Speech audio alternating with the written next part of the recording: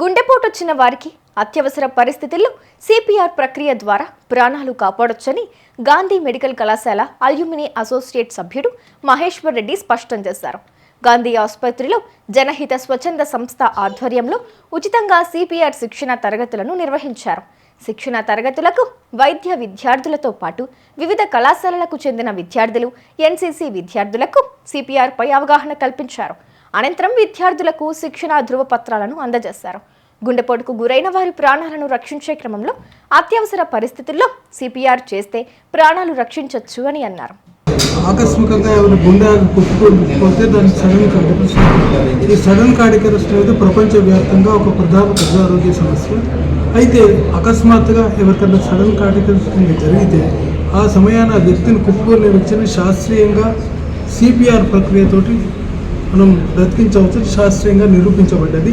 ఈ సిపిఆర్ ప్రక్రియ గురించి, గుండె జబ్బుల గురించి మన దగ్గర అవగాహన కనీసం 1% ప్రజానీకానికి కూడా లేదు. కాబట్టి మన దేశంలో ఇప్పుడిప్పుడు ఈ కార్డియక్ అరెస్ట్ వల్ల జరిగే మరణాలు చాలా ఎక్కువ అవుతున్నాయి. కాబట్టి ప్రతి వారు కూడా ఈ సిపిఆర్ ప్రక్రియ గురించి, గుండె జబ్బుల గురించి అవగాహన తెలుసుకోవడం చాలా ముఖ్యం.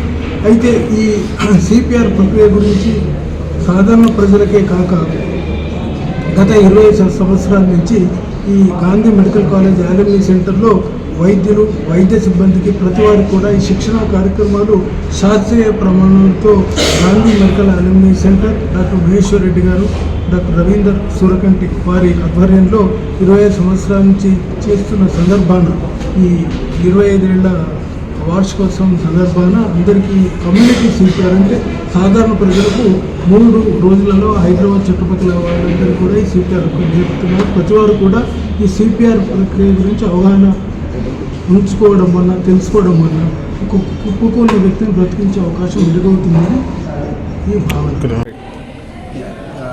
సిపిఆర్ అన్నది అని చెప్పండి కార్డియోపల్మనరీ రిససిటేషన్ అని చెప్పండి.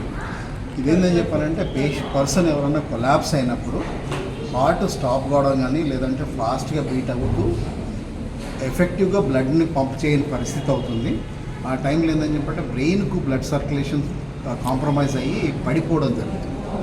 ఆ పడిపోయిన సందర్భంలో ఒకవేళ మనం ఏమీ చేయనట్టయితే ఏంటని చెప్పంటే 5 నిమిషాల నుంచి 10 నిమిషాల లోపల మనిషి చనిపోవడం జరుగుతుంది. అక్కడ మనం ఆ మనిషిని కాపాడాలని చెప్పాలంటే ఏదైతే కార్డియోపల్మనరీ రిససిటేషన్ అని చెప్పంటే ఛాతీ మీద మర్దన, తెలుగులో మాట్లాడాల్సి వస్తే ఛాతీ మీద మర్దన అని చెప్పని అంటాం. మన చేతి యొక్క మడమ భాగాన్ని ఛాతీ యొక్క మద్దన పెట్టేసేసి ఛాతీ ఎముక మీద పెట్టి 5 సెంటీమీటర్లకు తగ్గకుండా అడల్ట్స్ అయినట్టయితే, అదే చిల్డ్రన్స్ అయినట్టయితే 5 సెంటీమీటర్ల దాకా ప్రెస్ చేస్తూ, ఇన్ఫాంట్స్ అయితేనేమో 4 సెంటీమీటర్స్ దాకా ప్రెస్ చేస్తూ నిమిషానికి 100 నుంచి 120 మధ్యన ప్రెస్ చేసినట్టయితే బ్లడ్ సర్క్యులేషన్ బ్రెయిన్కి ఎస్టాబ్లిష్ అయ్యి మనిషిని బ్రెయిన్ సర్క్యులేషన్ అవుతుంటుంది.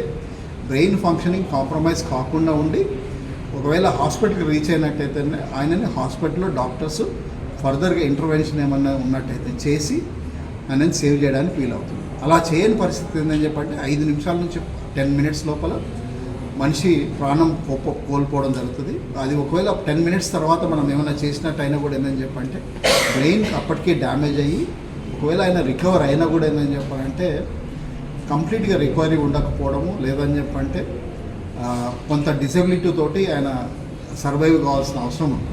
అందుకని చెప్పేసి మనం చేస్తూ ఒకవేళ హాస్పిటల్లోకి తీసుకెళ్ళినట్టయితే మనిషి సేవ్ అయ్యేటందుకు అవకాశం ఉంటుంది.